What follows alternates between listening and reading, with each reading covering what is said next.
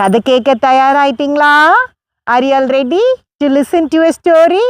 இன்றைக்கான வேதவசனத்தையும் கதையும் பார்ப்போமா? Shall we see today's Bible verse and a story? ஒரு தலைவன் அப்படின்னா அவனுக்கு சுயநலம் இருக்கக்கூடாது. If there is a leader, he should not be selfish. சுயநலம் இல்லாம மற்றவங்களை வழி நடத்துறதுல தான் கவனம் இருக்கணும். He should be careful in leading others instead of being selfish. வேதம் என்ன சொல்லுகிறது என்று பார்க்கலாம். Let us see what the Bible says.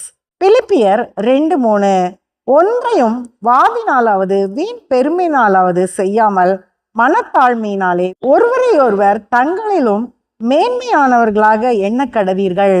Philippians 2:3 Let nothing be done through selfish ambition or conceit, but in lowliness of mind, let each esteem others better than himself. பார்த்தீங்களா வேதம் என்ன சொல்லுதுன்னு?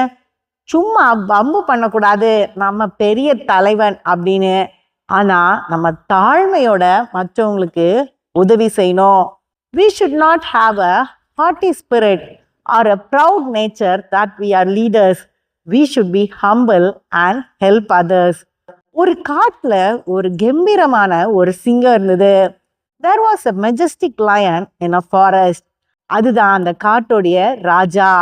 அதோடைய கர்ஜனைக்கு எல்லா மிருகங்களும் பயப்படும். It was the king of the jungle, and when it roars, all the animals used to be afraid.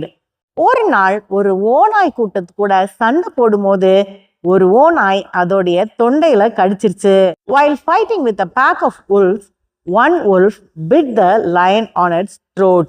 அதுக்கப்புறம் அது புண்ணாகி சரியாகும் போது அதோடைய பழைய கர்ஜனை வரல. அதோடைய குரலே எலி குரல் மாதிரி ஆயிடுச்சு. After that, the wound healed, and when it was healed, it could not roar again. The voice became like a squeak of a mouse. எல்லா மிருகங்களும் இந்த சிங்கத்தை கிண்டல் பண்ண ஆரம்பிச்சிட்டாங்க. எலி ராஜா அப்படின்னு. All the animals started teasing the lion saying, mouse king. இந்த சிங்கத்துக்கு ரொம்ப கவலை. அதனால அதிகமாக வெளியே போகாம மன உளைச்சலோட தன்னுடைய குகையிலேயே இருக்கும். It was very sad, so it won't go out often. It was depressed and it used to stay in its cave. ஒரு நாள் பயங்கர காட்டு தீ அந்த காட்டுல உண்டாச்சு. One day there was a forest fire. தீ வேகமா பரவிட்டே இருந்தது. The fire was spreading very quickly. விலங்குகள் எல்லாமே இங்கேயும் அங்கேயும் ஓடிட்டு இருந்தது பயத்துல. The animals were running here and there out of fear. இந்த சிங்கம் வெளியே போய் சூழ்நிலைய பார்த்துச்சு. The lion went out and saw the situation. தன்னுடைய அந்த சின்ன குரலை வச்சு எல்லாரும் இந்த பக்கம் வாங்க அப்படின்னு சத்தமா கூப்பிட்டுச்சு. With its small voice it shouted, everyone come this side. Then everyone came near the lion.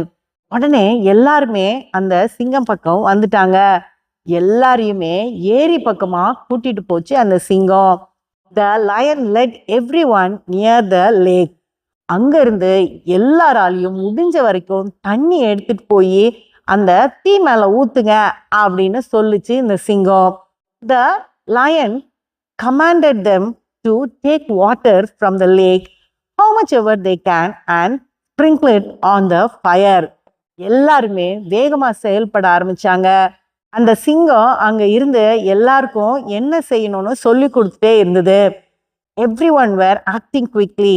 The lion was directing them to do what? கடைசியில எல்லா விலங்குகளும் சேர்ந்து அந்த தீயை அணைச்சிட்டாங்க. Finally, the fire was put off by the effort of the animals. எல்லா விலங்குகளும் ஓடி வந்து இந்த சிங்கராஜாவை தலையில தூக்கி வச்சு ஆடினாங்க. All the animals came and lifted the lion king and danced. குரலுக்காக எல்லாரும் கிண்டல் பண்ணாலும் அவன் ஒரு ராஜா அப்படின்றத உணர்ந்து பொறுப்பா செயல்பட்டதுனால அவன் ராஜா அப்படின்றத நிரூபிச்சான். Even though all the animals teased him for his voice, it took charge and acted as a real leader and saved everyone. நம்மளும் உண்மையான தலைவனாக இருக்கணும்னா நமக்கு சுயநலம் இருக்கக்கூடாது, பொறுப்பு அதிகமாக இருக்கணும், வம்பு பிடிச்சவங்களா இருக்கக்கூடாது. If we want to be real leaders, we should be responsible.